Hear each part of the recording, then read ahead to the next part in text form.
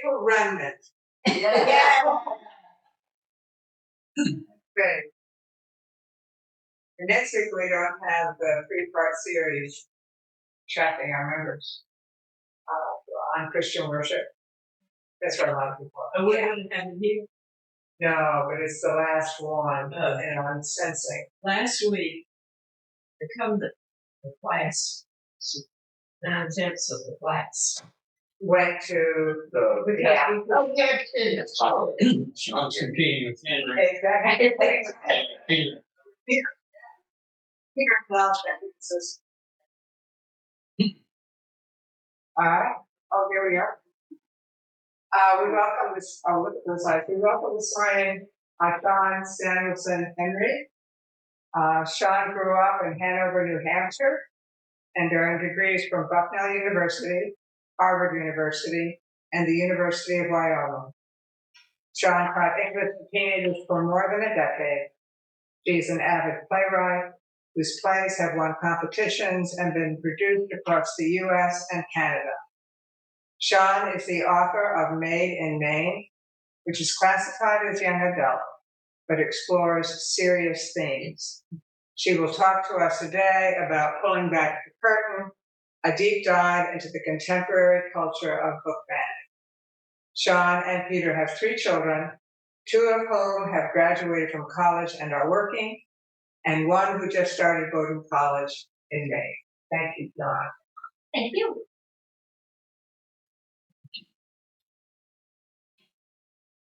Okay. Am I in the? Yeah, well, we just. Okay. Because it's all about you. Yeah, thanks. Well, it is all about you. We have that right. Okay. Yeah. Okay.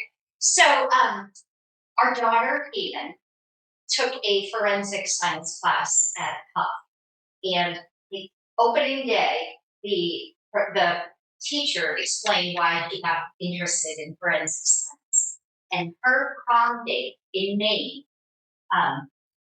went on to become a serial killer. It was John Gilbert. I don't know if you know that name, but he killed a young boy in Maine and then some in Nebraska. Anyway, she had her students the minute.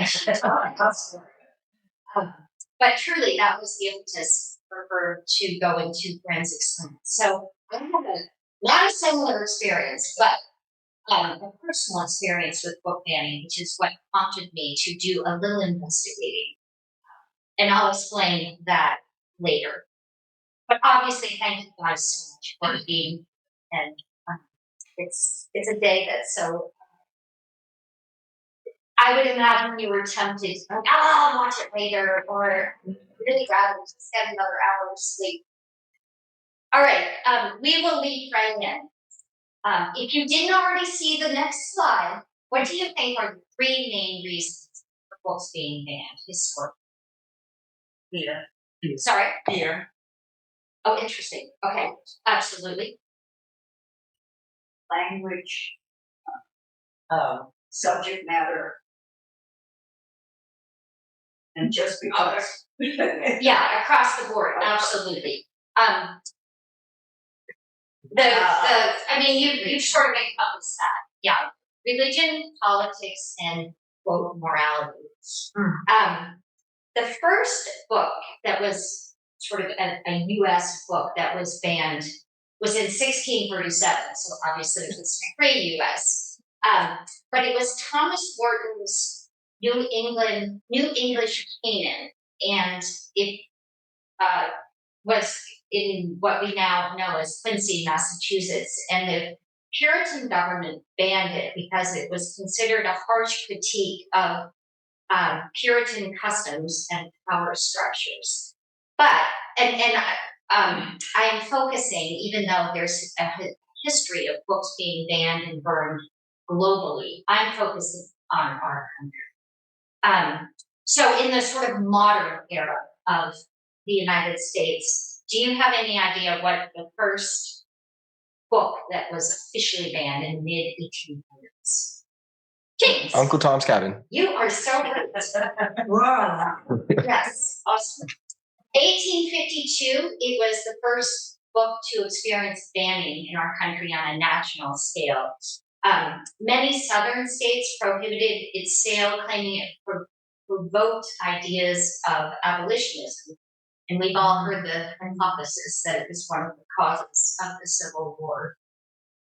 So this, oh, by the way, this is such a rudimentary PowerPoint. If my children did it, if James did it, it would be so flashy and beautiful. And this is so not. Yeah, that I'm kind of embarrassed, but yeah, to the material. So James, like, you know what I'm saying. You've seen some very cool ones, I'm sure. So this was a book published in 1564, and it was continued to be published all the way till 1966. Essentially, it was a list of books that were prohibited by yes. It graded books and prohibited those it deemed repugnant, misleading, or heretical to the sacred congregation of the Index. And this evaluated books not just romances, say, but religious works, secular works. You were not allowed to read a book from this list without permission from the priest. And some of the authors, Hugo, Copernicus, Galileo, Rousseau, all fell under this. Okay, in 1873, Congress passed a law known as the Comstock Law, and it prohibited the mailing of pornographic material. And pornographic included works such as a doctor's pamphlet on reproductive health, anatomy textbooks, Oscar Wilde, Canterbury Tales. And Anthony Comstock, I love that description of him, anti-vice activist. So he was a U.S. postal inspector, and among other things, he was vehemently opposed to gambling, prostitution, and deception. So Comstock was the subject of Amy Burgles, who was the professor of history of art at the Kaplan Institute. She really did a deep dive into him, and I have some quotes from her. Comstock most typically engaged in direct censorship when he seized and destroyed materials to prevent their public circulation. And then comment, direct censorship in any society, no matter how repressive, is just one means through which discourse is limited. Concern about the possibility of censorship results in an unwillingness of artists and writers to risk producing potentially indictable work, resulting in self-censorship. This process of social censorship typically serves to amplify the voices of those who already hold power, and to reduce, marginalize, and silence the expression of those who are vulnerable. So there were two legal cases that began to shift this censorship needle a little bit. One was the United States versus Ulysses, James Joyce's novel. The court argued that the content was obscene, probably due to its frank depictions of the human body and sexuality. And its publisher, Penguin House, argued it was protected under the First Amendment. So boy, how we circle around, right? The judge in this case, John Woolsey, he ruled that Ulysses was a serious work and that Joyce was sincere and honest in using a stream of consciousness to explore the mentality of its characters. And based on this ruling, the book was allowed to enter the U.S. The second case was in 1960, Spar versus Penguin Books, and the book in question, published in 1928, see if you have any recollection, sort of a scandalous book. Any guesses? Lady Charlie's Lover. And those of you who haven't read it, it's about a noblewoman who has an affair with her gardener. And the prosecutor asked the jury, "Did you approve of your young sons, young daughters, because girls can read as well as boys, reading this book? Is it a book you would want to have lying around your own house? Is it a book you would even wish your own wife servants to read?" So Aldous Huxley, who wrote Brave New World, he gave the defense team a handwritten note, and it read, "Lady Chatterley's Lover is an essentially wholesome book that a beautiful and serious work of art should run the risk of being banned because its creator chose to make use of certain words that it is conventional to regard as shocking. This is surely the height of absurdity." So the jury went to a jury, voted that the book was not obscene. So in 1973, there was a case, Miller versus California, and it was a case of obscene material being sent through the mail. And as a result of this case, the Supreme Court decided to change the definition of obscenity. And it went from, quote, "utterly without social redeeming value," to that which lacks serious literary, artistic, political, or scientific value. All right. Sorry. Is it still there? Yeah, That is a fantastic question. all right. And I'm going to mention a Supreme Court decision that was just in June. In just a minute. When was that? That was 73. Yeah. All right. Do you have any idea when we have a librarian that can do when Banned Books Week began? The 80s? Yes, right on. Yes. So this was this year's little pamphlet. But in 1982, it was a response to the dramatic rise of challenge books in schools and libraries and bookstores. And the American Library Association every year puts out a book puts out a list of the top 10 most challenged books. So one of the co-founders of Banned Books Week was Judith Krug. She was born in 1940. She was a librarian. She was a critic of censorship and a proponent of the freedom of speech. So she reflected, and I quote, "Librarians are trained as librarians. We have absolutely no training or expertise in being censors." Oh my goodness, it just occurred to me, I'm supposed to be speaking into this. No, you're fine. Can everyone? Yeah. Okay. Whoops. Our job and yours is not to limit the horizons of a child, be he 6 or 12, 10 or 20. Our jobs are to provide all the ammunition we possibly can to enable a child to expand his horizons. The right of any individual to read is an absolute necessity in a democratic society. All right, so one of the most vocal opponents to a lot of books right now is this organization. So it was founded in Florida in 2021. I believe one of the instigating reasons it formed was the anti-vax movement. But now it has 250 chapters in 42 states. This group advocates against school curricula that mention LGBTQ rights, race and ethnicity, critical race theory, and discrimination. Multiple chapters have campaigned to ban books that include any of these topics. Interestingly, the Southern Poverty Law Center designated Moms for Liberty as an extremist organization in 2023. PEN America, which is a free speech organization,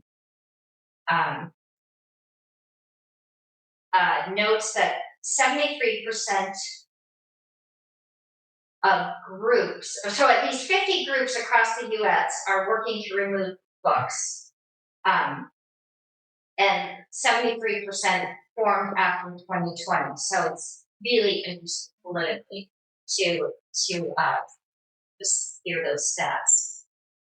Interestingly, one of the foundational books of many of the groups, including most outspoken groups, including this, is this book. And among many of its stories are ones of incest, rape, abuse, murder, and extramarital affairs, a lot of which they are opponents of banning. So books are banned or challenged after parents, politicians, school boards, or other groups decide the inclusion of race, sex, gender identity, violence, politics, social thought, you name it. Doesn't fit the status quo or makes people uncomfortable. And a part of this topic is who gets to decide what is worthy, valuable, and whose stories are worth telling. So, but in anticipation of doing a book banning little presentation in Louisville, Kentucky, I spoke at length with a public librarian in Florida. And she told me that in her library, books are not banned, they are challenged. And they have dealt with this issue by having 2 library cards for their patrons, specifically aimed at children, but obviously including adults. So if you have an adult full access card, or a full access card, you have to be 15 or over. You have to have your parents' permission. Excuse me. 15 and over, you can have a full access card, which allows you to check out material in the adult section and the children's section. If you are under 15, you may have a child access card, which limits you to the children's room. If you are under 15 and you have your parents' permission, then you can have a full access card. And the books that are in the adult room may not address some of the topics that we naturally think of as being under scrutiny for banning or challenging.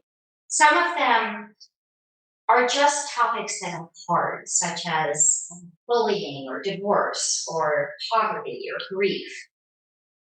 All right, it's time for me to let you talk a little bit.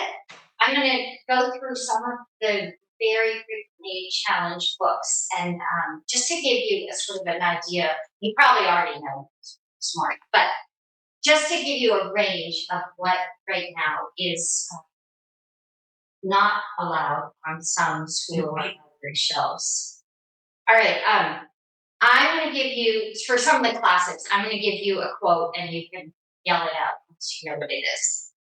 All right, number 1, you never really understand a person until you consider things from his point of view, until you climb inside of his skin and walk around him. To Kill a Mockingbird. Yes! Oh, yeah. To Kill a Mockingbird, yeah. Arthur Finch, yeah. So Harper Lee won a Pulitzer Prize for this novel. It was published in 1960, and it's still being taught, but it's also in the subject of controversy. So we have prejudice and inequality and racism and incest all in. Okay. Second one, business is business, and business must grow, regardless of tummies and tummies, you know. Dr. Seuss. Dr. Seuss, absolutely. Don't we know? Yeah. So this was actually published in 1971, and it's essentially about the environment, about cutting all the trees down, which again for 1971 feels fishy. So Shawn, where are these banned, or are they just on the watch lists in Florida, or? Not just Florida, no. I just picked, and I will give you the numbers there are thousands. So I picked I picked a lot that I taught, and one's just a variety of books that are banned, or that are challenged. But this one was removed from shelves for promoting an environmental agenda and negatively portraying the novel industry. So it doesn't mean that everywhere this is not. You can't find this in your novel. But this is some. Yeah, no, that's a wonderful question. Okay. The next one I taught to adults, older girls, shops, magazines, newspapers, window signs. All the world had agreed that a blue-eyed, yellow-haired, pink-skinned doll was what every girl child treasured. I don't know if you studied this one. Oh, I haven't. Toni Morrison's her debut novel. Published in 1970. I know I taught it in the 90s. There's sexual abuse, racism, psychological trauma, incest. The next one I don't have a quote for. James, you may have read it recently, but it's one of the more recent novels. So this is Angie Thomas's The Hate You Give. It is 2017 update. It's a best-selling novel. It opens with a Black teenager being shot by the police. And it was banned because of the language, brutality, themes of race, or depictions of police brutality. Did you read that? I have. Yeah. And the words what? Still. Exactly. Yeah. Wasn't it a Davidson Reads or so? You know, I think it was because at the book at Davidson Library, a lot of them showed up. You know, after that public read, I think. Mm-hmm. Oh, people. Yeah. I'll just read it. I'm so restricted for sure. Oh, I'm so sorry. No, it's my fault. And then just repeat any questions or comments. Just quick second. Anyway, this one. Yeah, like hold it. Is it green? This. There we go. Oh dear. That means they missed everything. No. So good. All of our brilliant insights. Okay, the next one I also do not have a quote because I don't think it's one that is familiar to many people. It's self-explanatory. This is not a stepmother and a mother, but a lesbian couple. It's a really sweet depiction of a little girl in a safe, happy family. But again, and this was published in 1989, so it's one of the first. Okay, this one you guys are going to get very quickly. Sure. Yes. It was a dream. I dreamed a giant called Hagrid came to tell me I was going to a school for wizards. When I open my eyes, I'll be at home in my cupboard. Yes, Harry Potter. Critics accused Rowling of advocating for witchcraft, disobedience, and magic. All right, the next one is 2019. This one is Maya Kobabe's memoir about the author's journey toward understanding their identity. It was one of the most challenged books of 2021, 2022, 2023, and it was called Pornographic. All right, one line for the next one. It was a pleasure to burn. Fahrenheit 451? Yes, right on. Fahrenheit 451. This was published in 1953. And ironically, this futuristic book is set in an American era where firefighters set books on fire as a means of control. It was banned due to its perceived negative portrayal of religion and government, themes of censorship, authoritarianism, and critical thinking. All right, you'll know the next one. I'm standing on the edge of some crazy cliff. What I have to do, I have to catch everybody if they start to go over the cliff. I mean, if they're running and they don't look where they're going, I have to come out from somewhere and catch them. I will be Benjamin Brown. Yeah.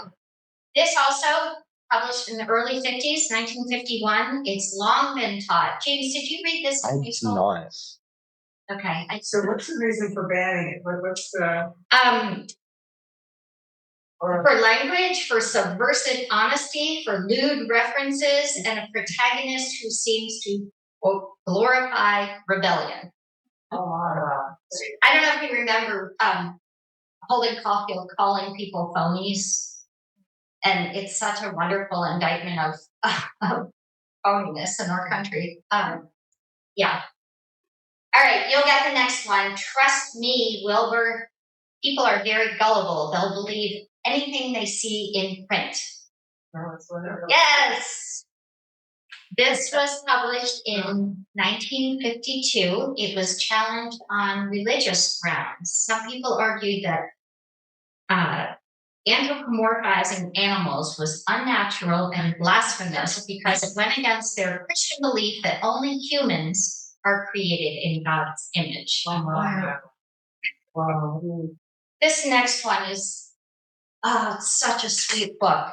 It's an award-winning children's book. It's based on a true story of two male penguins at the New York Central Park Zoo. And they found a rock that they were trying to nurture. And the zookeepers saw this and found a spare egg. And they nurtured this egg and became the baby penguin's parents. This was challenged for images of same-sex marriage, for adoption, and homosexuality in animals, despite the fact that it is a true story. And despite the fact that there is homosexuality in many animal groups.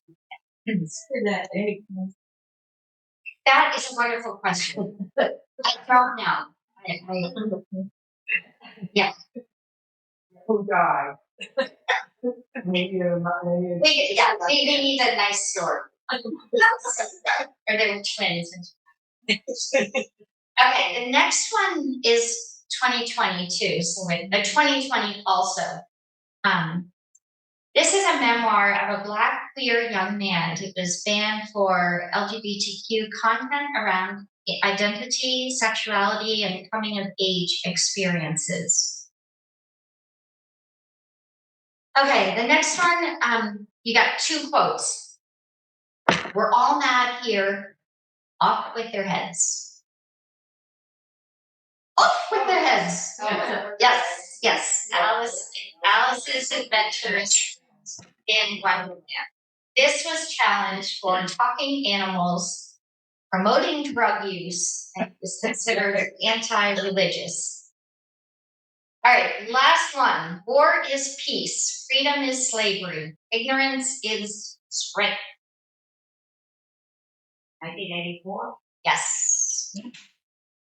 So this dystopian novel challenged for issues of thought control, surveillance, censorship, and manufactured consent. All right, so this was a tiny slice. I mean, we could be here all day. This is a tiny slice of the many books that have been challenged. The latest data from the American Library Association is that last year, and actually, so 2024, 2,452 unique titles were targeted for censorship. Several states have passed laws restricting the type of materials available in libraries and schools. And in June, I reference this, the Supreme Court ruled that parents with religious objections could opt their children out of a classroom instruction that featured any book with LGBTQ content. I think that was the case in Maryland. Okay, so I spoke to librarians, teachers. I'm trying to think. Yeah, I guess just librarians and teachers from different parts of the country, and I have some quotes here. And when this is on, that is available, right? So I don't have to read it. I mean, for people. They can see it. They can. Great. Okay. Thank you. She is a dear friend of mine. She loves banned book week because so many kids visit the library who normally don't. But that's given that that library has those banned books. Correct. So that's really important that we have libraries with banned books. Yeah, that's a great. So, Shawn, who defines? Is there an organization that says we're banning this book, or what? Yeah. So the question is, who is in charge of banning books? And that is a fantastic question, and I think it's a multifaceted answer because in some cases it's a school board. It's one parent coming to the school board and saying this book is offensive for this reason, and a lot of times it's easier just to remove the book than to have it become a huge issue and maybe even go to court. So I would say school boards, it could be school administration. And then in some cases, again, it takes one person, one Moms for Liberty to raise an issue, raise the fuss, and say this is not a healthy book for my child to read, so I want it out. But that's her child. Yeah, exactly. And does she not take any responsibility for looking at what her child is? It would seem to me that needs to be brought out. That the parent says, well, my child shouldn't get that book from the library, but she can stop that, can't she? Yeah, so repeat. Yeah. So the question is essentially, shouldn't parents be the gatekeepers? And my response is absolutely. I think the more common response is, I am working 2 jobs. I don't have time to gatekeep. And I want to know that when my child goes into the library, he is not picking out a book where there are 2 mommies, 2 daddies, or whatever, because that becomes very confusing for him and it's against what we believe. So, and I would love to have further discussion. James. Is that fine? Okay. So Yeah, why don't I? Yeah, that's good, Shawn. Thank you. yeah, perfect.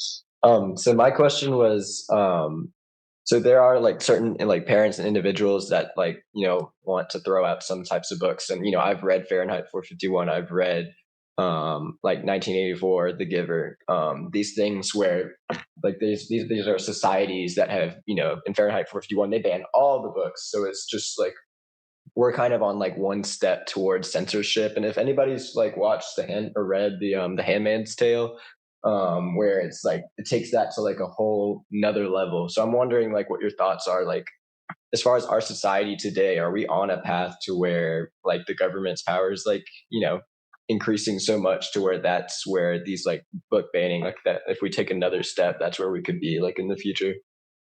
Does someone want to answer that? Lynette, you want to? Yeah.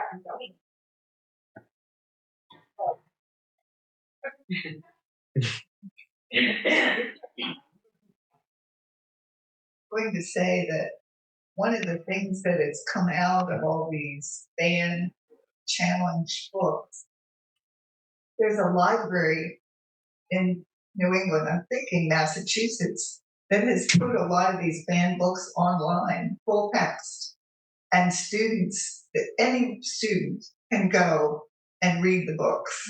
So I'll look it up for next time because I thought that was really interesting.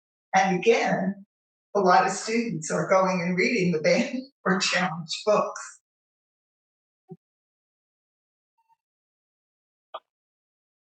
Yeah, it's fascinating they're available online, as opposed to all the other things that are available online that parents should be worried about. Yeah, that's a great point. All right, a couple more quotes.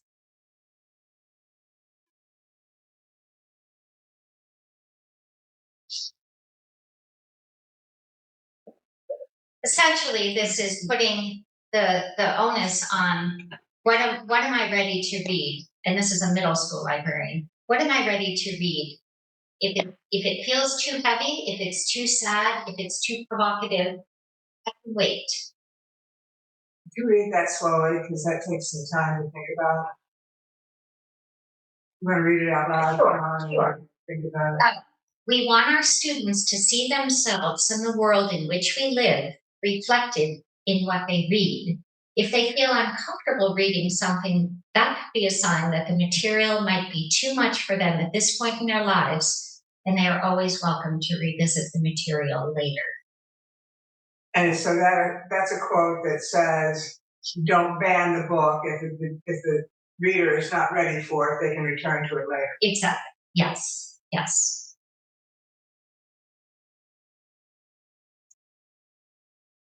And you probably all know this church member who is an English teacher in the Mecklenburg County district. Read it out loud. Yes, the district is now requiring us to submit a list of all the books in our classrooms, including our own personal libraries. Oh. As a means, again, as James points out, of control. And maybe it's not healthy to have a book that a child could borrow in your classroom.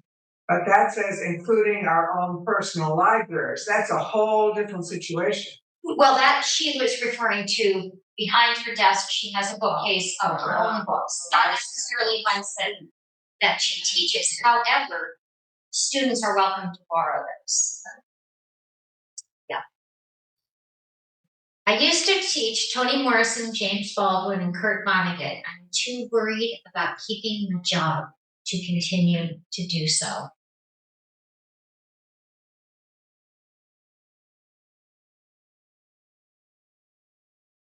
This is a very outspoken librarian friend from Massachusetts. Book banning both speaks to the power of the written word and the fearful impulse to squash it, a profound lack of trust in readers, and the erroneous notion that ideas can be controlled. Again, getting back to James' point. Okay, perhaps a lot of you know Shireen Campbell. I was going to have her come next week, but I have a different guest speaker next week.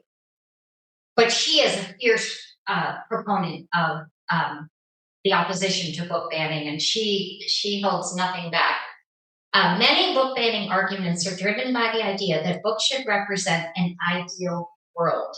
Of course, that ideal often excludes large numbers of people or ignores conflicting points of view. We read literature in which people behave in problematic ways all the time. Showing something doesn't mean endorsing it. When people read Macbeth or see the play, we understand why Macbeth murders. But we also understand that he deteriorates morally in a quest for power. And it made me giggle because for parents who are concerned about bad influences, say LGBTQ content, and my child may be persuaded to go to the dark side, it made me think about, wow, I taught Romeo and Juliet, and not all of my students killed themselves over first love. I taught Macbeth, and people were not murdering for power. So yeah, I appreciated her mention of Macbeth. Okay, so I have lots of questions that I think would be wonderful to just mull over. And if we have time at the end, maybe we can talk about it a little bit. What does it mean to be a child and have no representation in literature, especially if such representation has been deemed unworthy or worse, wrong? What are the lasting consequences of censorship? What are the most effective ways to handle difficult or painful material? And then I'm going to do two more things, and then we can, and I would love to open it for comments. Why I got into this. Sorry. Oh, okay. So, I, in late February, went to a different state to visit a school that was reading my book. I had an incident there, and I was so rattled by it that I came back and wrote an op-ed. And I sent it to the Boston Globe, the New York Times, Washington Post, USA Today. But the publication that ultimately accepted it was the Portland Press Herald in Maine and all of its subsidiaries. So this was published in March, just to give you a little context. And it's all in here. The story is in here. So I titled it, Parents Banned My Book. Their kids read it anyway. Several months ago, a high school many states away invited me to discuss my young adult novel, Made in Maine, with its entire 11th grade. Eager to make the event meaningful for the students, I developed a curriculum around specific issues facing both adolescents and adults in the story. Abandonment and adoption, self-worth, homophobia, socioeconomic disparity, belonging, the power of community, and ultimately hope. Imagine my surprise then when I received an email just days before my visit from the coordinator of the Meet the Author event. We were so excited to have you come. I did want to be open and honest. ... You know, something bad's coming. And let you know that some parents had concerns about the book's alignment to their family values. So we let the reading be optional. Our English teacher felt she would like you to spend your time with her 11th grade classes discussing your journey on becoming an author. I scrambled to adjust my plan, my anticipation turning to dread. Had my words made this enterprise hugely awkward for the school community? Would outraged parents form an angry gauntlet as I walked in? Would they keep their kids home to protest my mere presence? Was my car safe? Was I safe? And what exactly was so offensive in my story? Was it the contemporary language, which is authentic in its cadence and vocabulary? Was it the use of the common adolescent phrase, oh my God, which technically takes the Lord's name in vain? Or was it the existence of a minor character who is gay? And if the known conservative Christian element of the school population lodged the complaint, how did this challenge jibe with Jesus embracing marginalized? Given the frightening chaos of international policy and massive layoffs instigated by our country's new administration, the issue of censorship and book banning has been shoved to the back burner. However, it is symptomatic of a seismic shift in our confidence to trust our own intellectual and moral instincts. Teacher friends confide that they are now nervous about using works by authors such as Toni Morrison or James Baldwin, despite their having been in the curriculum for decades. With nearly every DEI initiative being slashed like its repellent kudzu, instructors face unprecedented pressure on their curricular choices. And who suffers? The students, who are far more sophisticated in their discernment than those who censor fully understand. My novels intentionally do not shy away from tough topics. Life is challenging for many, and it is critical for people, especially adolescents, to find representation in literature. They need to know that they belong. I write not only to tell a compelling story, but also to give a voice to those whose voices have been silenced. In response to my concern about what had become a significant issue, the school coordinator assuaged my anxiety. Quote, The situation actually created much debate among the 11th grade class in a good way. The teacher did a great job of letting both sides speak. Most of the students wanted the freedom to read any book. It actually drove more kids to become interested in reading. Despite my trepidation, the school visit went far better than I expected. The teachers and administration were extremely warm and welcoming, and the students in attendance, there were some who were sick that day,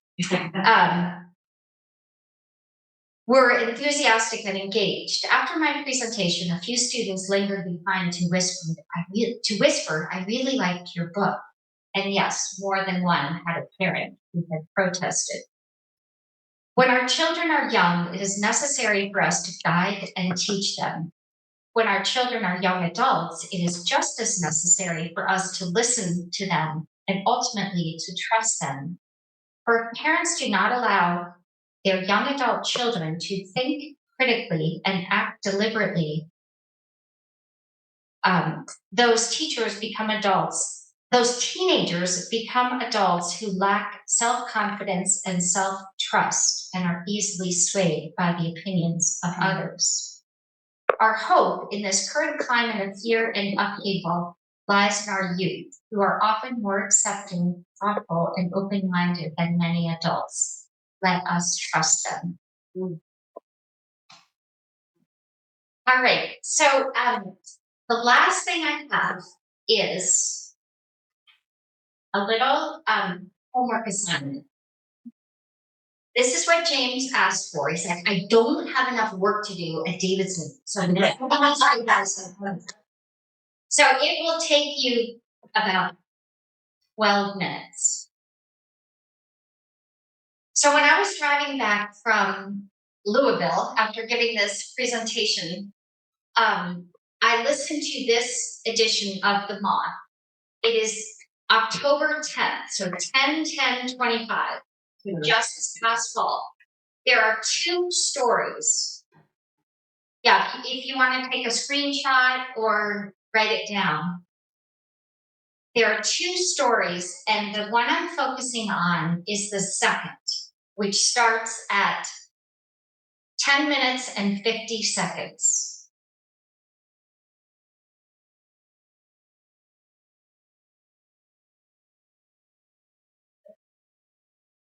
So we're starting. So what I would like you to do is listen to this story.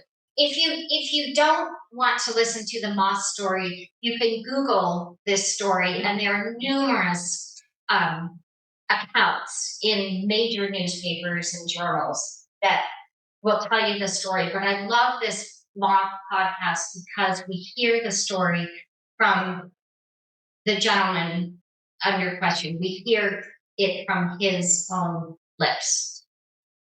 So we go to the Moth on our phones, and yeah, you probably need if you use your phone and just Google the Moth, right, and go to October 10th of 2025.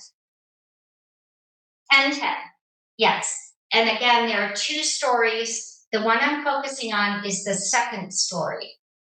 And in brief, it's a vice principal in Mississippi who read a story and lost his job.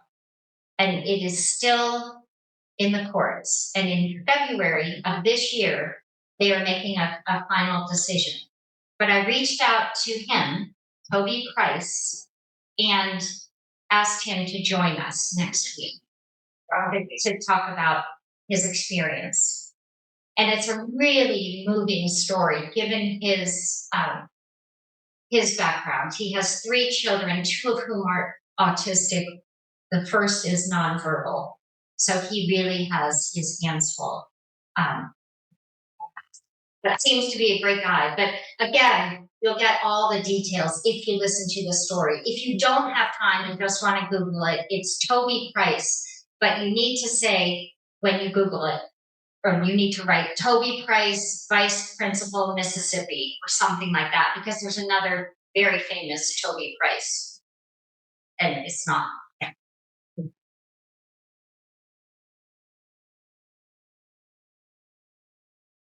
And I can send like an email to the covenant, like to this class. Like I have like the podcast on Spotify right here, but I can put like a Google link or something, so that everybody can. Or maybe have John do that. Or John can do that. Who's going to be responsible for doing that? Asking John. John's not here. John's gone. Yeah, I'll do it. Yeah, I got you. Great. Thank you. So listen, So I can send like I mean, I have it on Spotify here, but I can send like a Google link or something if I can find it. And then tell them you said starting with 1050. Yes. Yeah, I can do that. Awesome. Thank you. you'll attend the whole covenant class. Yeah, assuming I think I have everybody right. Oh. I think I have everybody. Yeah, 5 minutes. Can I give the mic to anyone for comments? Huckleberry Finn's band. Oh, absolutely. Yeah, so it is. The question is Huckleberry Finn still banned? The answer is yes. I was thinking of your last comment, and I forget. Oh, I think it was we wanted teenagers or students to be able to think on their own and have confidence in what they know and trust themselves. And I was thinking it's so important for parents to do that when their children are in their home, rather than having them read absolutely nothing and then going off into the work world or college and just going off the cliff because they're exposed to things they have no capability of handling. So I think that's an important consideration, is that how do families help children understand and adjust to a world that may be different than who they are?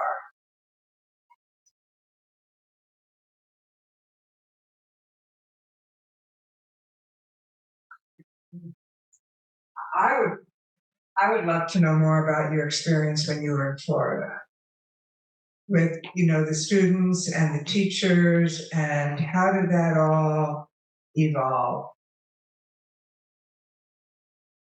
So Amelia Island has a book fest every February.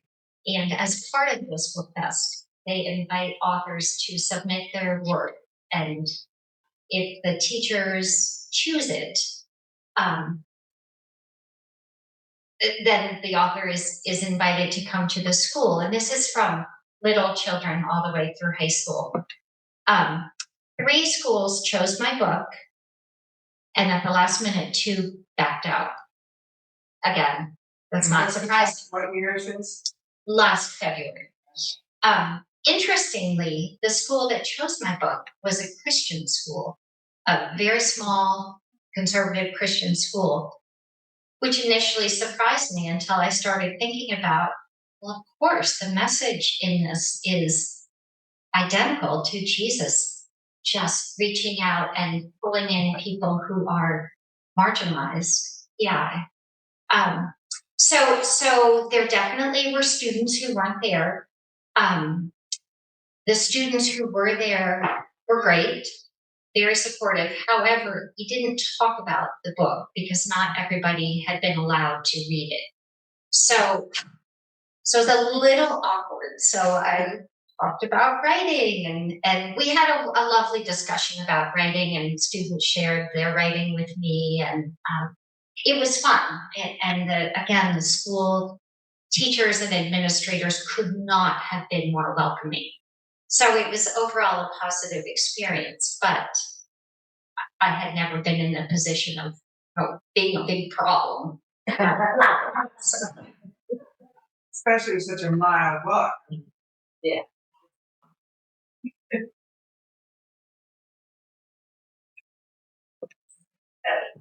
So I was working in the library in Cocoa Beach, Florida for a number of years, and we loved Band Book Week because it was just a fun time to bring out books and get more people like, I didn't know band, and they were just floored that these books that they had grown up with. But the one book that my director had such fun with, and I can't remember the title, but I think it was My Two Daddies, or the one that you showed with the yes, because that kept disappearing from Cocoa Beach Library. We would put it out, in the children's section, and it would disappear. Never checked out, just disappear. So we found out that Melbourne, which was farther down the coast than us, was the one that was challenging this particular book. So my director bought an entire stack of these. And we kept putting them out. And that was the way he dealt with it. So finally just stayed put because we had so many. It was good book sale. It was determined not to have books banned or taken from the library because they were controversial. So anyway. Sorry, I know we're running out of time. I got one. Got me. I was wondering, like, within our area or just within like the United States in general, how do you think like censorship is like trending? Is it something that's stagnant? You think people that are like trying to push for like books being banned, or like, is that increasing, decreasing? Like, where is that trending like right now? I hate to say, but I think it's increasing. I really do. I think with this administration, voices are being silenced. People are afraid. Right now, I'm in the process of trying to get my latest book published. And so I'm following, or I don't know, I think this was on Substack, articles about people in the process of querying agents. And I read one recently that that said, essentially, if you have a book that predominantly features an LGBTQ character or issue, you should probably wait till 2030 to have it published.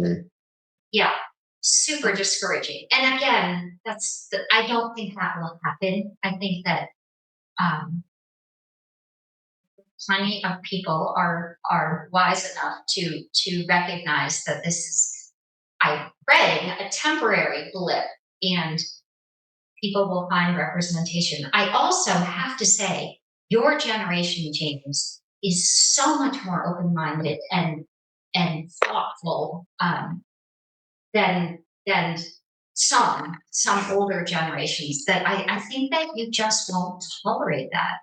I mean, y'all. And I really have a lot of hope in your generation, because I think that things that were shocking to us when we were your age are so like they're non-issues, and hoping that allows people to freely express themselves in whatever way that is, whether that's literature or movies or art or music. Yeah. Is it? I grew up mainly in the 50s, and I don't recall so much controversy about banned books. And I came from a family that believed you should read everything. And although my mother, I remember, used to sort of, well, she was informed about what I read movie magazines, and there were two that she told me she thought were really probably kind that I would like.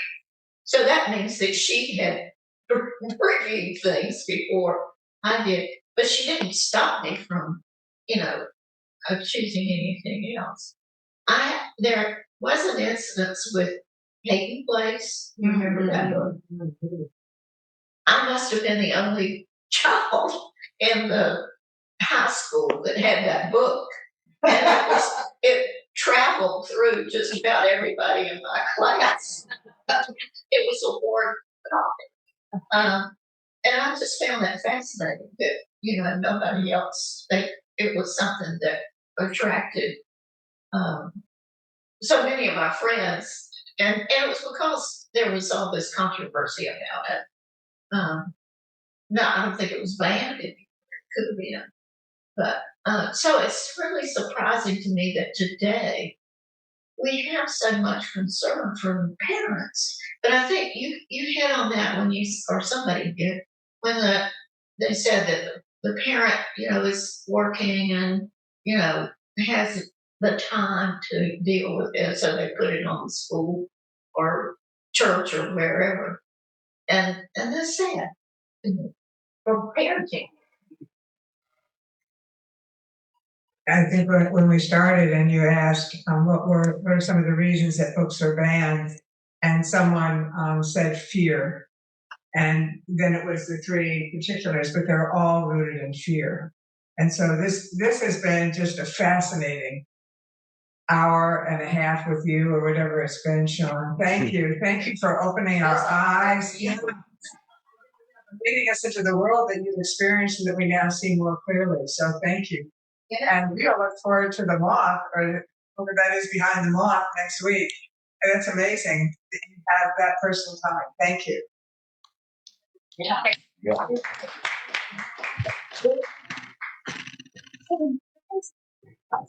Yes, it's the moth is. Thank you.